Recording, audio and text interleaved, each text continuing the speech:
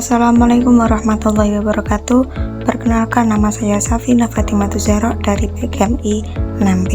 Di sini saya akan menjawab soal dari matkul komunikasi pembelajaran.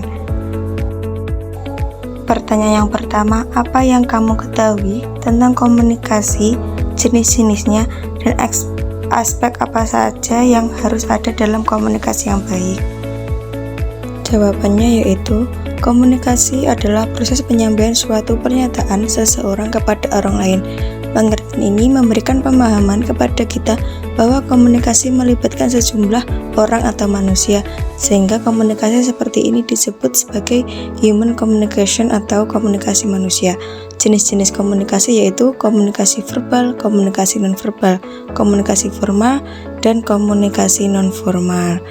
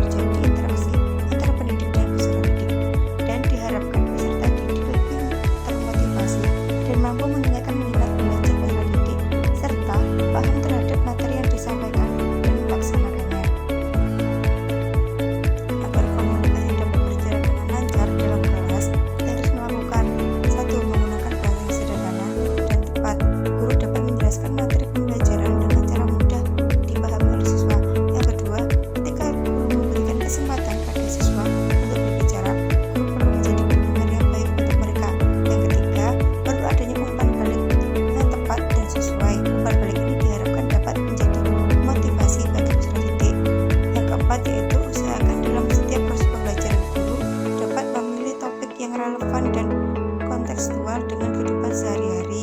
Harapannya, siswa akan lebih mudah menerima materi dan komunikasi terjalin secara efektif. Pertanyaan yang ketiga yaitu, buat tahapan agar komunikasi yang baik di sekolah dapat dilakukan secara praktis dari seorang guru di dalam kelas. Jawabannya adalah, tahapan agar komunikasi yang baik di sekolah dapat dilakukan secara praktis dari seorang guru di dalam kelas. 1. Awali pertemuan yang baik. 2. Gunakan metode belajar sambil bermain. Yang ketiga, melakukan tanya jawab. Yang keempat, menggunakan bahasa yang sederhana dan tepat. Yang kelima, usahakan dalam setiap proses pembelajaran guru dapat memilih topik yang relevan dan kontekstual dengan kehidupan sehari-hari. Harapannya, siswa akan lebih mudah menerima materi dalam komunikasi terjalin secara efektif.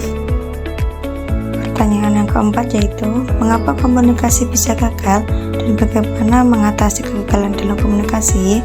Jawabannya adalah, kegagalan dalam komunikasi sering terjadi karena banyak hambatan-hambatan, yaitu ucapan atau pesan sulit dimengerti. Yang selanjutnya, persepsi negatif, tidak percaya diri, jarak kedekatan komunikator dan komunikan, gangguan komunikasi, perbedaan bahasa, dialek atau bahasa.